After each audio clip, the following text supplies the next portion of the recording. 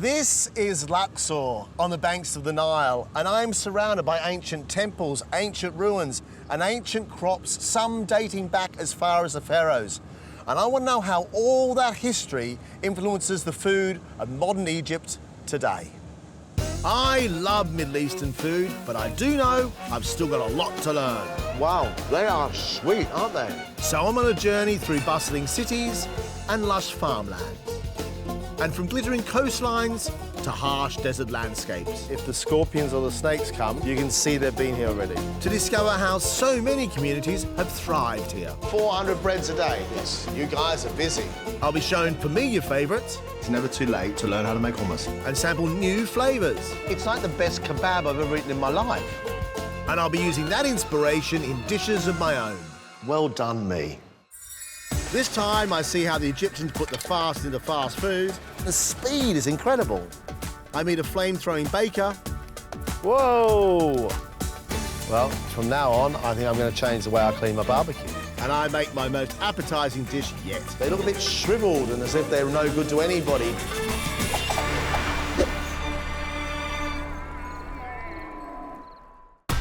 With less than 1 centimetre of rain a year, Luxor in the centre of Egypt is one of the driest cities on Earth. But thanks to millennia of irrigation from the River Nile, it's a lush, verdant oasis perfect for agriculture. Sitting amongst 4,000-year-old temples, it was once known as Thebes and hailed as the ancient capital of Egypt. It's now the perfect place to explore some of Egypt's most traditional foods. So at the start of this adventure, I want to know about the ancient foods of this country. And I hear that there's something called fool, which is eaten for breakfast all around Egypt. And there's even suggestions it was around at the time of the pharaohs. Fool's main ingredient is the humble fava bean. Once used as an offering by the pharaohs to the god of the Nile, they are still a much-loved ingredient in Egypt today. I'm meeting Ahmed, who I've heard has the fastest hands in the West. Morning. Anchor the Nile. Hello. Hello. Can I have some breakfast? Okay. Yes? Yes. OK, fantastic. So there's this massive pot, and in this pot is just beans and lentils being cooked for hours, apparently. Almost the texture of chili con carne, but there's no meat in it. Salt. Lemon. Cumin. Chili. Tahini. Olive. And a little bit of oil. Olive. Lemon. Lemon juice. So he's made this sort of basic fool by the looks of it in the pot, and now he's seasoning every single portion himself. And you can see he's mixing it really well to make sure all that seasoning gets through the whole thing.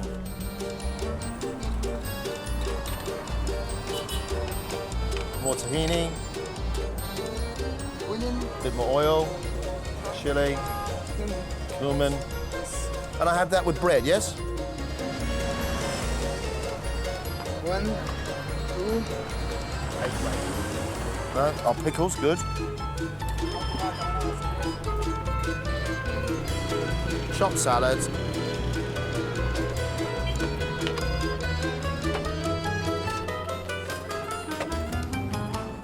There's breakfast. Look at that. Breakfast of champions. Or maybe it's the breakfast of kings. Beautiful. It's beautiful. It's beautiful. That's really cool. On top of this fool, this very, very simple bean puree, there's lemon, there's tahini, there's cumin, there's salt. It's fantastic. Well, properly, fantastic. 10 and 5, 15. Yep. Thank you. Thank you. 15, about 70p. Thank you very much indeed. Thank you. Thank you. See you later. Bye-bye. Thank you. Today, Egypt is one of the world's biggest producers and consumers of bread, a love affair that dates back thousands of years. It turns out the ancient Egyptians were also master bakers. I have been fortunate enough to be invited to somebody's home to learn about leavened bread. It's said that it was first ever made here in Egypt, and the tradition lives on. It looks like it might be the right place. Hello? Hello? Yes. John. Look, the thing is, we have a language barrier, but we're just I'm gonna follow. We're gonna see what happens. Hello. Hello. Wow. You're tiny. Wow. Oh. Oh, hello. Hello, how are you? I didn't really expect to be handed the baby. We're going to learn about bread today, aren't we? We're all going to learn about bread. Yeah. Oh, another one! It seems to be... I feel like the Prime Minister. The human side of Johnson Road. I've got 4 little ones already, so I say let's make some bread. What's the name of the bread? Shamsi. Here's Shamsi. Shamsi. Ayo Shamsi. What's shamsi? Ayo. This? Ah. Shamsi means sun. Is that right? Ah. In goes the flour. See, it's all bubbling. That is active yeast. This is what we would call a starter. It contains flour, water, and most importantly, yeast, which makes the bread rise or become leavened. You see, the bread's being folded over, then picked up and slapped. This is proper hard work. This is a special moment for me. As a cook and a lover of food, I am watching bread as it was made here in Egypt centuries ago, the birthplace of leavened bread. And I'm watching it here amongst this. The blue skies, the open, and this amazing home with a family. How lucky am I? That's it? خلصت. Yeah? Tired now? Okay. The dough is shaped into balls and scooped onto round boards. This is a production line. Let's go and see where this goes to. Come on. This way, come on. Oh, look at this, look. This is quite an incredible thing because there are sheep grazing, there's farmers working, there's farmland. This is as green as green as green, and this is Egypt. So this bit that's left over here in the bowl is for the next time bread's being made. So by keeping it like this, the yeast stay active, and once the liquid's added to it, up it goes like a huge balloon. The loaves are left out in the sunshine to rise for about an hour, which explains their name, shamsi, after the sun. In the meantime, the ladies build a fire under the bread oven to get it smoking hot. The dough, you remember, is really wet. Because it's been in the sun, it now has a crust on it. And with a stick, they're going around the outside to release the crust on the outside of the bread, so when it goes in the oven, the whole thing opens up. I've never seen anybody do this before. Right, oh, they're going to clean the oven by the looks of it. I'm not quite sure what's happening here, but there's flour going into the base of the oven. Whoa! And burn the flour. The flour catches fire and burns off the dirt, which makes the oven clean and ready to go. Well, from now on, I think I'm going to change the way I clean my barbecue. In go the loaves. The bread is already rising in there, and now it's getting sealed up. And it's going to cook for between 20 minutes and half an hour. In there is bread. The first ever leavened bread is said to have come from here in Egypt. And it's been passed on from generation to generation.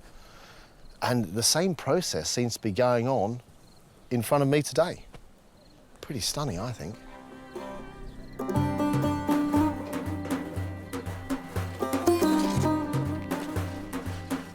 Done. Here we go. When you tap bread, you can tell whether it's done or not by the noise it makes. It's like a hollow drum. You're joking. That's boiling hot. Look, just picks it up with our hands.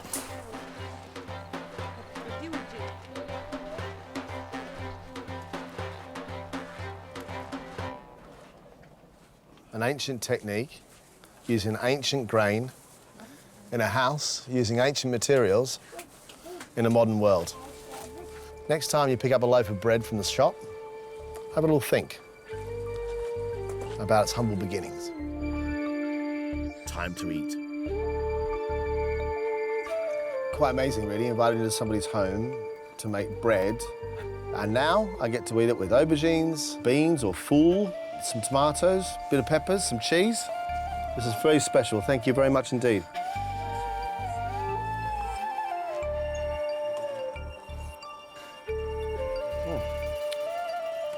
Wow. The bread is really soft, spongy, almost the texture of a crumpet inside. It's so light. Look how airy it is. It's really very good. This part of my journey has been a real revelation to shamsi. I'm in Luxor, unlocking the secrets of the food of the pharaohs. And here at the market, I should find some clues. Luxor local Ibrahim is passionate about traditional Egyptian food, and he's keen to show me a regional speciality that's been used for thousands of years. This is molokhia. Grows this in Nile, West Bank and East Bank in Luxor. Everyone is eat molokhia in the season. Everybody in Egypt eats this. Exactly. Is this a traditional vegetable? This is tradition for the pharaohs for this Egypt here. The pharaohs? Yeah, exactly, pharaohs. So that's been eaten in Egypt for thousands of years, and I've never heard of it. Most people will feel this, put in the hot water, boil it all together with onion, and a few minutes, I think it's cooked. Sounds a bit like spinach soup. Can I eat some raw? Yes, all this. I'll give it a go. Oh, no. Not okay. No, it's not okay. Yes. Now I understand why they cook it, because that is not very pleasant in your mouth. It dries your mouth up completely. It doesn't taste like mint or coriander or even spinach. It's not even metallic in flavour. It's actually quite bland. Well, there you go. Yeah. That is something that grows abundant, apparently, on the banks of the Nile. It grows during the hot season, and it cooks really quickly. Ibrahim has taken me to Savor, the restaurant he works in. Having tasted the Malakhia in the market, I'm hoping it's going to be transformed into something a little more tasty. Chef Mohammed is the man who's going to show me how it's done. Hiya. Hello. How you doing? So what are we going to make? Molokhia. Roast fried rabbit. Really? Yeah. Sounds delicious. Yes, okay. Very good. Okay. First, the rabbit is added to a pot of hot water with onions. Ground coriander and cumin is added. After half an hour, then it's finished. So whilst that's cooking, we start preparing the malakhia. The leaves are picked, washed, and chopped. Okay. It's like chopping parsley, and it's gone quite mulch-like. Next, chopped garlic is fried in some oil. First coriander with garlic. Okay. Okay. Coriander and garlic. Yeah. And a little bit cumin. Okay. Now, stock from the rabbit pot is added to the fried garlic. It's now finished. Number one, like this here. Okay. There seems to be two processes going here. The first one is the base, garlic, softened, cumin and coriander seeds, a little bit of stock from that rabbit. Now we've got more of the rabbit stock in a separate pan, and that separate pan, by the looks of it, will be used to cook that green vegetable, that malakhia. In goes the malakhia. The reason the rabbit is being cooked and being cooked like that before it's being fried is not for the rabbit, it's for the stock. It's for the stock to cook the vegetable in to give it the flavour. Very clever. The cooked garlic and spices are then added to the malakhia. My house, I eat molokhia. Maybe every day. Do you? Yeah. Very nice here.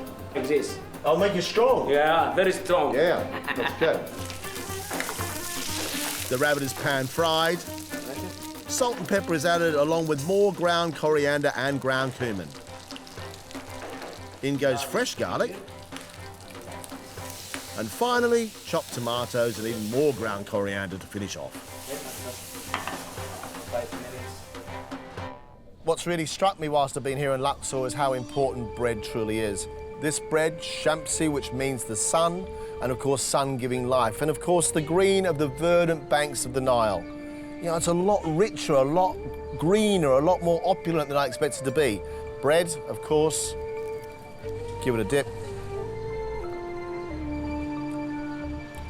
The flavour of that stock coming from that rabbit, very similar to chicken, has made it really, really rich. Flavour of garlic running through it, cumin and coriander. It's delicious. It is like a very good bowl of spinach soup. Popeye, eat your heart out. Bit of rabbit. Oh, look, it's all lovely and tender because it's been boiled first.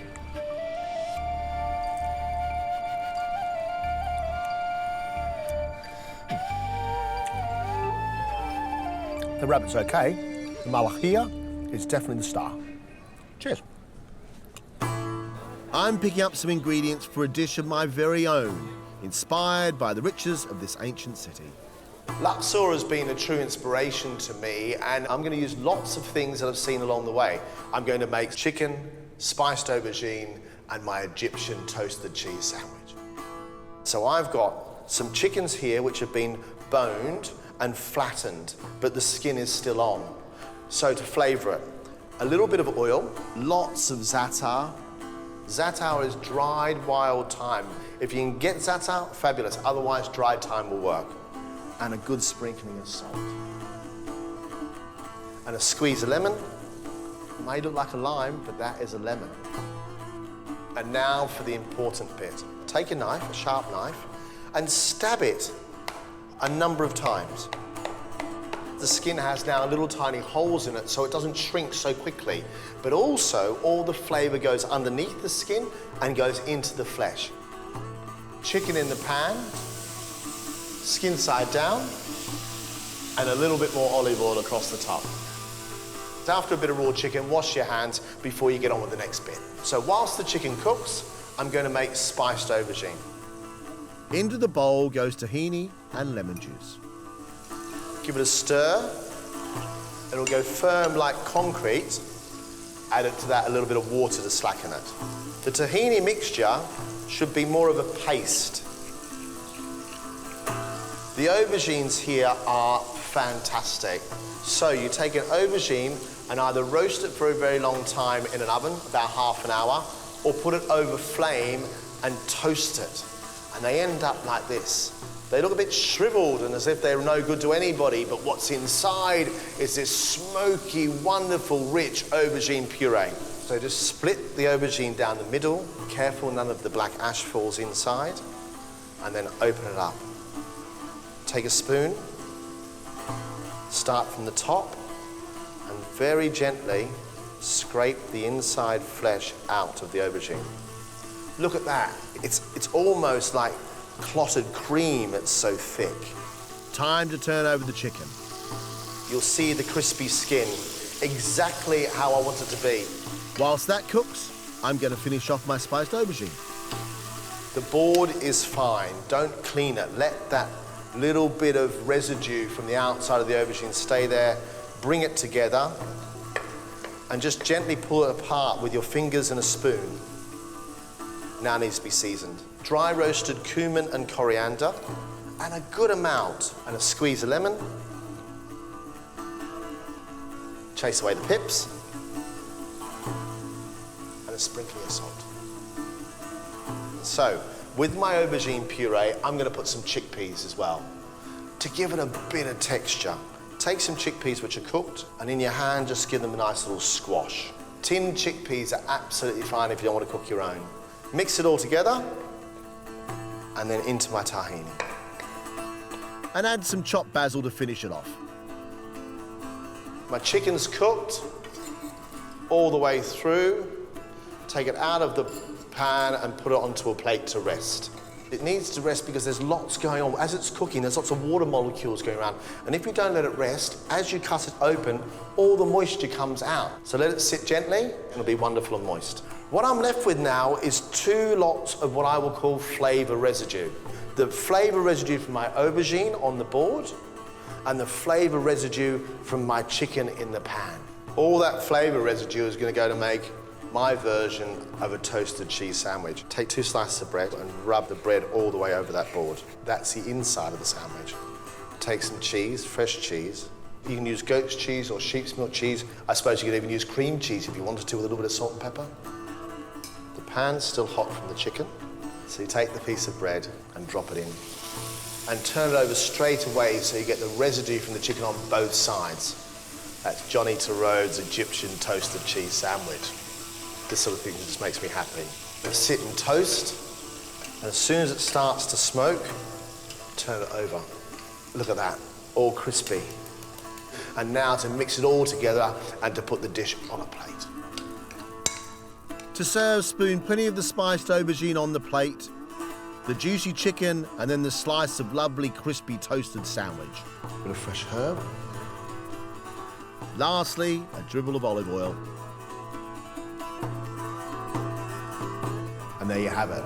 My chicken with spiced aubergine, chickpeas, and a toasted Egyptian cheese sandwich. A letter from Luxor. I have been absolutely blown away by Luxor because this river has fed this verdant land for thousands of years. And out of it, some of the most humble food I've eaten, but also some of the most delicious.